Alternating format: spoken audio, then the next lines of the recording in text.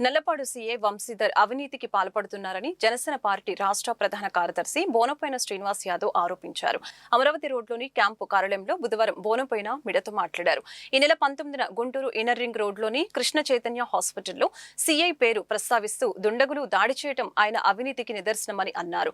ఆసుపత్రిలో వెంటిలేటర్లు, మానిటర్లు తరలిస్తూ ఉంటే అడ్డుకోకుండా సీఐ కొమ్ము కాశారని, ఆసుపత్రిపై దాడి జరిగిందని, స్టేషన్లో ఫిర్యాదు చేసినా కేసు నమోదు చేయలేదని గుర్తు చేశారు. బాధితులకి న్యాయం జరిగే వరకు జనసేన పార్టీ అండగా ఉంటుందని భరోసా ఇచ్చారు. మా దగ్గరికి ఒక జనసేన పార్టీకి సంబంధించినటువంటి ఒక డాక్టర్ గారు, అంటే జనసేన పార్టీకి ఆయన ఎవరైతే పేదలు వైద్యం కొరకు వెళ్తారో ఉచితంగా వైద్యం చేస్తూ ఉంటాడు. ఇన్నర్ రింగ్ రోడ్లో ఉన్నటువంటి కృష్ణ చైతన్య హాస్పిటల్ అని. కృష్ణ చైతన్య హాస్పిటల్ డాక్టర్ గారు కూడా వచ్చున్నారు. సరే, ప్రెస్ మీట్ ఉంది కదా, మీరు కూడా ఉండమని చెప్పాను ఆయనకి. కృష్ణ చైతన్య హాస్పిటల్ అనేదాన్ని 19వ తారీఖు అర్ధరాత్రి కొంతమంది వచ్చి పూర్తిగా పగలగొట్టి సుమారుగా ₹1 కోటి 80 లక్షల రూపాయలటువంటి సామాను ధ్వంసం చేసి 2 లారీల్లో సామాన్లు ఎత్తుకెళ్ళడం జరిగింది.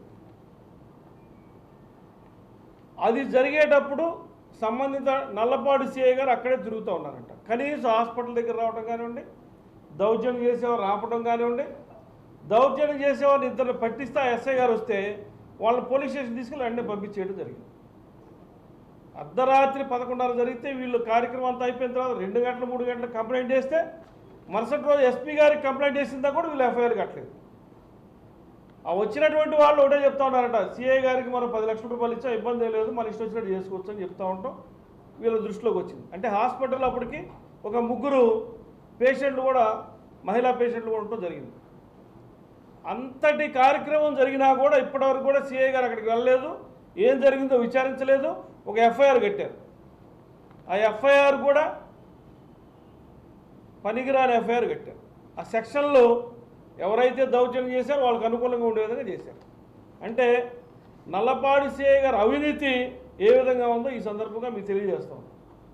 ఈ విషయం ఎస్పీ గారిని కూడా డాక్టర్లు కలవడం జరిగింది. ఎస్పీ గారు కలిసిన తర్వాత ఎఫ్ఐఆర్ కట్టి ఆయనకి ఇన్ఫర్మేషన్ ఇవ్వడం జరిగింది. మరలా ఇప్పుడేం చెప్తా ఉన్నారు, మీరు రాజీ పడమని ఆయన బెదిరిస్తూ ఉన్నారు. కాబట్టి ప్రభుత్వ అధికారులు ఎవరైతే ఎస్పీ గారు, డిఐజీ గారికి మేము ఒకటే కోరుతూ ఉన్నాం, ఈ ప్రాంతంలో చాలా పెద్ద ప్రాంతం ఇది. ఈ ప్రాంతంలో జరిగిన అల్లర్లన్నిటికీ కూడా ఈయన కొమ్ము కాస్తూ ఉన్నాడు. ఎవరైతే డబ్బు ఇచ్చారో వారి వైపున ఉండటం తప్పితే న్యాయం చేయటం ఈ సిఐ వల్ల కావట్లేదు. మేము అదే చెప్తా ఉన్నాం, ఈయన అవినీతిని భరించలేకపోతూ ఉన్నారు ప్రజలు. దౌర్జన్య పరులకి కొమ్ము కాస్తూ ఉన్నాడు. కాబట్టి ఈయనపై తగు చర్యలు తీసుకోవాలని చెప్తా ఉన్నాం.